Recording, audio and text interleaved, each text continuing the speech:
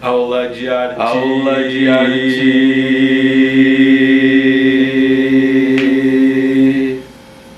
Aula de arte com o professor Didier.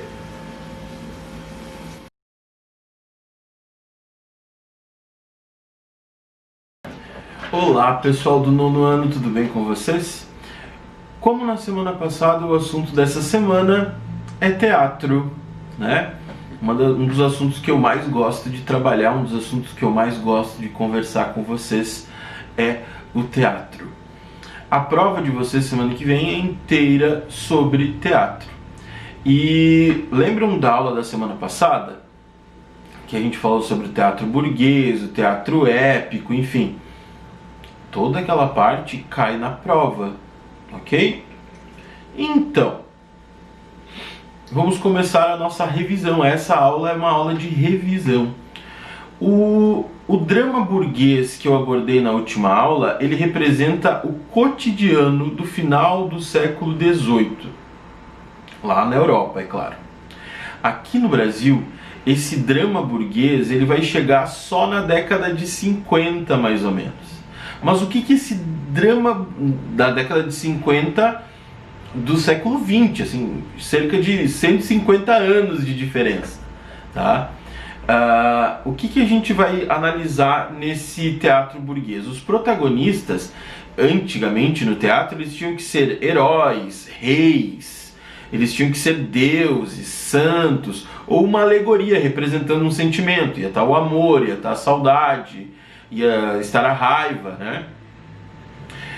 O teatro burguês ele vai acabar com essa ideia. A partir de então serão homens e mulheres comuns ocupando um palco. Quando eu falo homens e mulheres comuns ocupando o palco, o personagem, ele é um burguês, ele é uma pessoa que tem dinheiro, e como ocorrem esses dramas pessoais na vida dele, como se dão as relações cotidianas na vida deste indivíduo, na vida deste personagem. Então no Brasil, esse tal de drama burguês vai chegar só lá em meados da década de 50 do século XX. Então ele começa na Europa no século XVIII, mais de um século depois que ele vem para o Brasil. Tem essa imagem que eu estou mostrando aqui, que ela é da peça Dama das Camélias, de 1951, tá? Que foi feito em São Paulo. Foi um grande sucesso de bilheteria e, como vocês podem ver na peça, a peça é incrivelmente bem produzida. Então ela tem uma receptividade muito grande do público. Muita gente quer ver essa peça, porque é uma novidade para o Brasil, uma coisa tão suntuosa, tão grandiosa assim, tá? É uma riqueza de detalhes no cenário muito importante, porque daí mostra a vida de como é o burguês realmente, tá? Tudo bem, os seus dramas pessoais são a essência da peça, mas tudo que compõe até chegar nesses dramas pessoais, inclusive o cenário, né, a cenografia, o figurino, também são importantes, ok, pessoal? Então, até agora só para recapitular toda essa ideia do teatro burguês, o teatro burguês, por mais que chegue tarde no Brasil, ele vem com o intuito de modernizar o teatro brasileiro. Como vocês podem ver, essa peça especificamente aqui que eu mostrei, a Dama das Camélias, é uma peça com um cenário super bem produzido. Então a produção do cenário é muito importante para peças de teatro burguês. Que representam o quê? Que representam o cotidiano de vida das pessoas lá do século XVIII, tá? Que deixam de ser heróis, que deixam de ser deuses, que deixam de ser alegorias para serem pessoas normais. Beleza, turma? O teatro burguês, então, ele traz uma ideia de emoção muito forte para o palco. E o público quer se emocionar. O público quer emocionar-se, quer sentir tudo aquilo, todo aquele drama passado por aqueles personagens. É isso que o teatro burguês quer. Nessa imagem aqui, que vocês estão vendo, é uma peça chamada Senhorita Joelha, de um dramaturgo sueco chamado August Strindberg, Johann August Strindberg, né? Ele mostra o cotidiano familiar das pessoas, o cotidiano familiar. E o que a gente mais tem no cotidiano familiar nesse mundo? Exatamente, drama, emoção, tristeza, comédia, romance. É isso que a gente mais tem na família das pessoas, no cotidiano das pessoas. Eu garanto que você agora deve estar pensando, poxa, mas na minha família tem esse drama aqui, ó. Na minha família tem esse outro drama.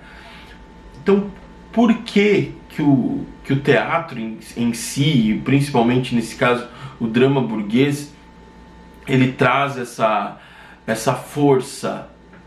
Porque você se identifica com o personagem, com os dramas que ele está passando, com as tristezas que ele está sofrendo. Nós nos identificamos, nós público, enquanto espectador de teatro, nos identificamos com aquilo que está sendo passado no palco, com aquilo que está sendo transmitido no palco. E hoje, né, nós temos um exemplo muito forte disso, né, de atuação, desse estilo de atuação, essa atuação dramática, pesada, nós temos nas telenovelas. As novelas da Globo, as novelas mexicanas que fazem tanto sucesso, e podemos até dizer até algumas séries, né, que mostram esse drama que não é contido, essa força, essa carga dramática. Então vem lá do século XVIII. Beleza, pessoal? Quem que vai mudar o jeito de fazer teatro? Quem que vai transformar o teatro mundial? São várias pessoas que transformam e continuam transformando o teatro mundial. Mas teve um alemão chamado Irving Piscator, que foi o precursor do teatro épico. Nós estávamos falando de teatro burguês. O teatro épico, ele visava transformar o espectador em um crítico. Então ele visava que o espectador sentisse os dramas, sentisse aquilo que é transmitido, porém que ele fosse crítico em relação a tudo aquilo, não que guardasse para si, que ele interferisse na vida das pessoas através de sua criticidade, não é mesmo?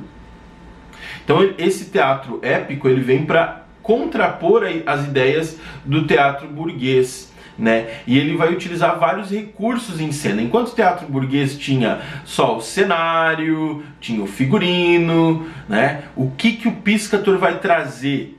Né? Como vocês podem ver nessa imagem aqui, tem uma projeção de uma sombra. É uma sombra no meio desse palco. Que visa o que, pessoal? Que visa provocar os sentidos do espectador, que vê esses andaimes, essas escadas e nota o que está por trás de uma peça, o cenário de uma peça, que estabelece um olhar crítico para uma obra de arte, né? E outra coisa que o teatro épico traz, muito importante, são recursos novos, né? Como as projeções, que colocam títulos de cenas, que colocam canções, que colocam gráficos representativos, que colocam até notícias dentro da cena, tá? Então, um dos recursos trazidos pelo teatro épico são essas projeções, tá? Já no século XX, né, o Irving Piscator cria essas ideias em que o cenário é mutável, através de projeções, através de sombras, né? E hoje a gente sabe que o teatro ainda está mais tecnológico, mas isso aí, meados do século XX, né? O Piscator foi um dos precursores desse teatro épico, né, de projeções, nesse teatro épico em que que o espectador é um crítico da sua obra de arte. O que é a sua obra de arte? Tem uma ligação forte com a vida. O teatro é a vida. No teatro você se enxerga, no teatro você muda. Ok, pessoal? Na década de 60 no Brasil, nós tivemos uma experiência muito forte com um dramaturgo chamado, e diretor de teatro, enfim, chamado Augusto Boal. Ele criou o teatro de arena, que é um estilo de teatro épico que se tornou muito famoso mundialmente. Se você observar entrevistas de atores globais, praticamente todos começaram dentro do teatro de arena, na década de 60. Um deles é o Antônio Fagundes. Eu vi uma entrevista dele semana passada no programa do Porchat, que ele estava citando esse teatro de arena. Que nessa fotografia que você está vendo aqui, tem uma representação do Tiradentes, né? Uma adaptação da história brasileira do Tiradentes. E nós vemos que o ator até está com a forca, né? Muito bem. O que é esse teatro de arena e o que ele representa? O teatro de arena é uma coisa muito forte que precisa do apoio do público. O público pode interagir a qualquer momento na peça, ele pode levantar e interagir com o ator pode interagir com o público. E outra coisa que o ator tem é que não, quer dizer que na verdade que ele não tem, é um personagem fixo. Se um ator agora está fazendo o papel do Tiradentes, por exemplo, ele pode tirar a roupa do Tiradentes, a plaquinha que está escrito Tiradentes, que ele é o Tiradentes, sei lá, e trocar de ator. Os atores, ainda em cena, trocam de personagem. O que pode soar para muitos de nós, espectadores, enfim, como uma maluquice. Como que você vai trocar de personagem em cena? E o público, o que vai entender disso? Né? Você deve estar pensando agora. O público entende porque ele está concentrado e ele pode interagir, ele pode destrocar o personagem, ele pode questionar o ator, né, que vai ter que se virar, vai ter que depender muito do improviso dele. Então o teatro de arena é um tipo de teatro épico brasileiro em que os atores não têm personagem fixo. Eles podem trocar de personagem a qualquer momento.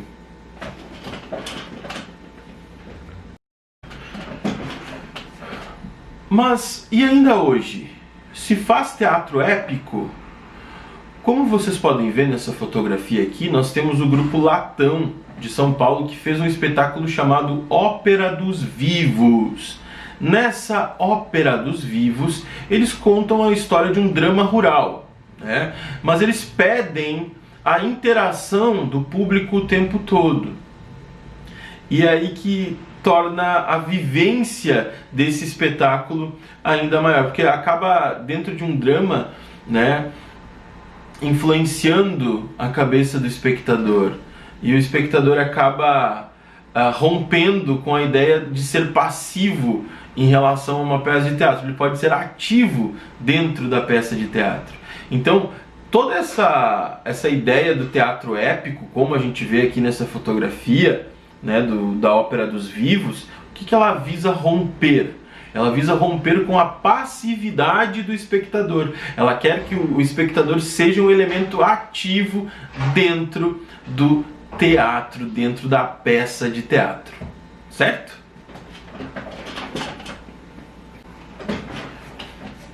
Então, pessoal, nós vimos nessa revisão o teatro burguês, que tem a influência do cotidiano, que começou lá no século XVIII, que veio para o Brasil super tarde, ainda no século XX. Nós falamos sobre o teatro épico, com o Piscator, suas projeções, sobre sua criticidade, sobre envolver o aspecto crítico dos espectadores. Nós falamos sobre o teatro de arena, em que o ator não tem algo fixo como personagem que ele pode trocar, sobre a influência do público dentro da peça de teatro, e também falamos sobre a Companhia Latão, que faz esse drama rural brasileiro, né? Mas do mesmo jeito que o teatro de arena pede que o público participe, então rompendo com a passividade do público e trazendo este público para um jeito ativo dentro da peça de teatro.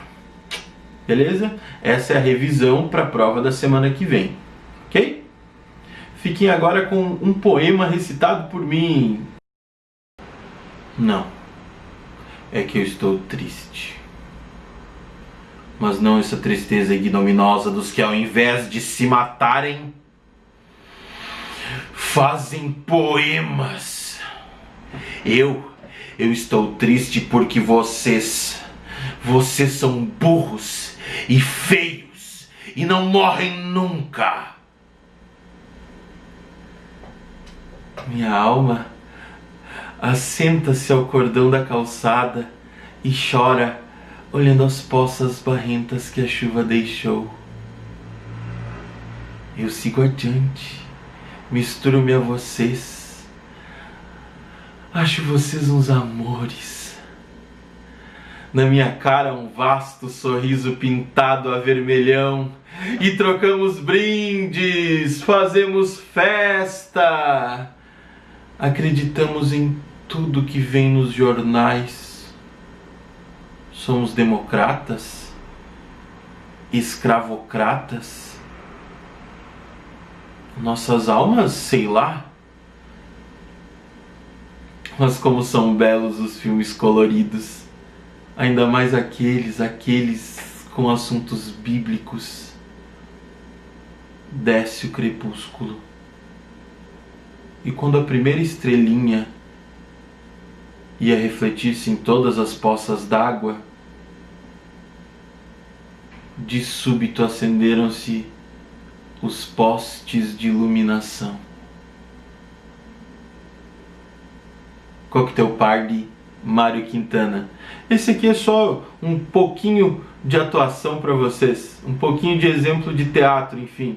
Não tinha uma cena específica na minha cabeça, eu resolvi mandar um poema para vocês, uma interpretação de um poema do Mário Quintana. Espero que tenham gostado, um grande abraço, e qualquer dúvida, pessoal, perguntem nos comentários. A prova é semana que vem, vai ter mais, acho que a prova de vocês é sexta-feira, então provavelmente vai ter mais uma revisão, né, mais uma aula gravada no dia da prova. Não esqueçam que tem um material disponível também, uma leitura obrigatória para que vocês façam para a prova, tá, pessoal? Um grande abraço e até mais!